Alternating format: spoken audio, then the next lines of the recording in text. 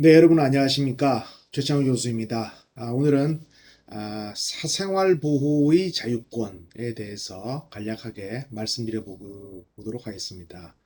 우리 헌법에는 16조, 17조, 18조에서 주거의 자유, 사생활의 비밀과 자유, 통신의 자유에 대해서 규정하고 있습니다.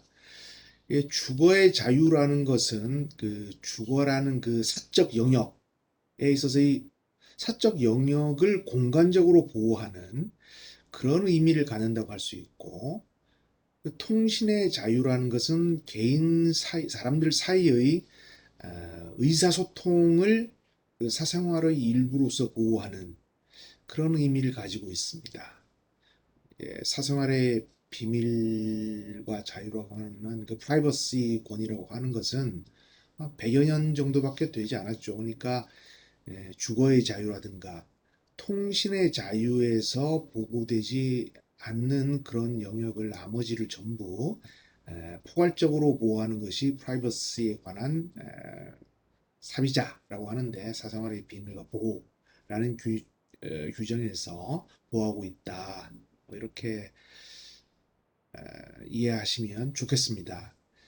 그래서 그 사생활의 비밀과 자유라는 것이 헌법 10조의 행복 추구권이라든가 인간의 존엄과 가치에서 도출되는 일반적 인격권과의 어떤 차이가 있느냐, 그쪽에 들어가느냐 마느냐, 이런 논의가 있기도 하고 그렇습니다. 그래서 오늘 주거의 자유에 대해서 보면 가장 사람이 그 사생활을 보장하는데 어떤 외부로부터의 침입이나 제약으로부터 가장 안정감을 느낄 수 있는 공간적 장소가 집, 주거, 가옥, 주택, 그런 것이 아니겠습니까? 그래서 우리 헌법은 모든 국민은 주거의 자유를 침해받지 아니한다, 이렇게 되어 있죠. 주거의 불가침이라고도 말을 합니다. 그래서 주거에 대한 압수나 수색을 할 때에는 검사의 신청에 의하여 법관이 발부한 영장을 제시하여야 한다, 이렇게 되어 있습니다. 영장은 그 12조, 16조에 규정되어 있는데 영장을 제시하도록 되어 있습니다.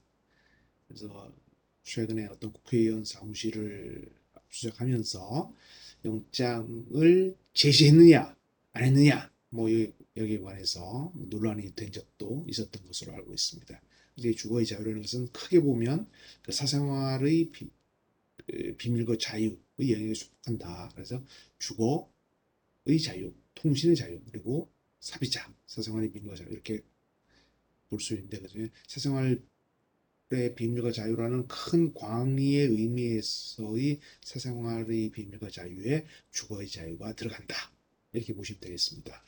이 주거의 자유라는 것이 국가 권력에 의한 그 사생활 안정을 침해하는 그런 것을 보장하기 위한 것이기 때문에 방어권적인 성격을 가진다, 주권적 공권이다, 이렇게 설명을 하고 있고, 기본적으로 그 주체가 되는 것은 사람이겠죠. 그러니까 자연인이라고 봐야 될 것이고, 자연인이기 때문에 내국인이나 외국인이나 모두 다 포함한다.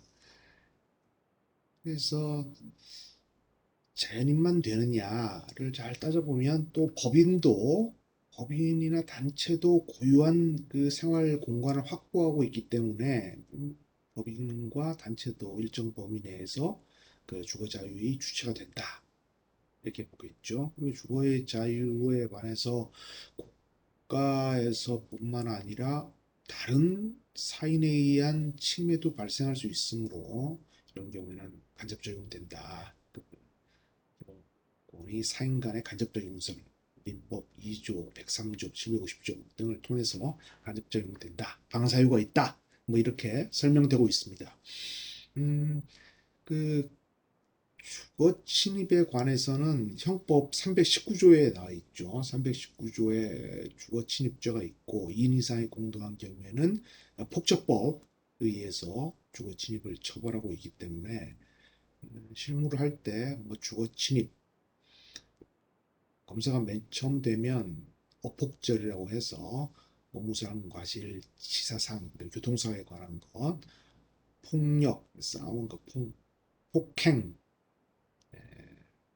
상해, 협박, 폭처법, 절도 이런 어폭절을 사건을 많이 처리하는데 그 다음에 주거에 관한 거, 주거를 침입해서 절도를 한다거나 강도를 한다거나 기타 죄를 범하는 경우가 있기 때문에 주거 침입 죄도 상당히 많이 처리했던 기억이 납니다.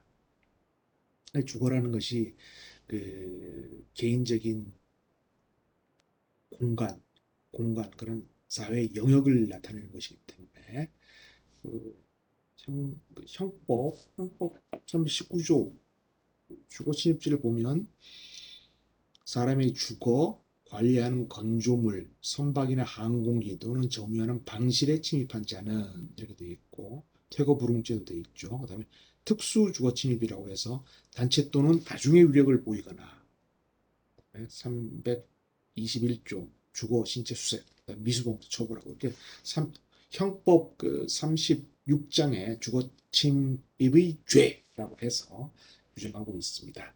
그 침입이라고 하는 것은 뭐겠습니까? 이게 그 주거권자의 승낙을 받지 않고 그죠? 의사에 반하여 against one's will이죠. 의사에 반하여 불법적으로 들어가는 것을 들어간다거나 수색을 한다거나 그런 것이 될 수 있겠죠. 그래서 우리 헌법은 주거에 대한 압수나 수색할 때는 검사의 신청에 의하여 법관에 발부한 영장을 제시하여야 한다. 되어 있고 수색이라는 것은 무엇이에요? 먼저 들어가서 사람이나 증거물이나 이런 것을 찾는 행위, search, 찾는 행위를 수색이라 하고 그 다음에 강제적으로 그 점유를 취득하는 것, 그래서 압수, 이제 수색, 우리는 압수수색 영장, 압수수색 검증영장 이렇게 쓰지만 원래는 search를 먼저 하고 그다음에 seizure를 하는 거니까 search, seizure니까 수색이 논리적으로는 선행하는 것이 맞다, 그죠? 또 영장주의라는 것은 그 일반 영장, 개괄적인 영장으로 해서 아무런 영장이나 마구 발부해서 들어가서 되는 거 아니고 그 대상이 범죄 사실에 특정되어야 된다. 일반론으로서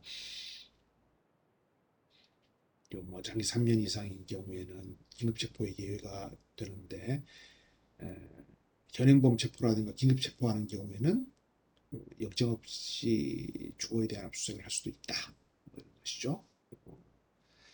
수색과 관련해서 2018년 4월 26일 날 2015 헌바 370호 사건에서는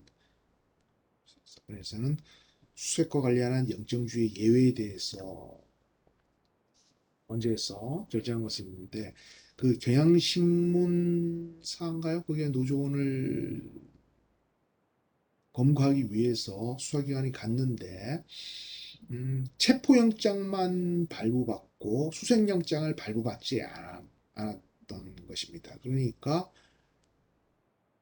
체포영장만 가지고 타인의 건조물에 들어갈 수 있느냐 이게 쟁점이 됐는데 건재 결정은 구속영장이나 체포영장을 발부받은 경우라 하더라도 그 사람이 그 주거 건조물 내에 있을 개연성이 있고 그 두 번째 개연성이라는 일반 요건이 있고 두 번째로는 그 영장을 발부받기 어려운 긴급한 사정이 있어야 된다라고 하는 두 가지 요건을 더 제시함으로써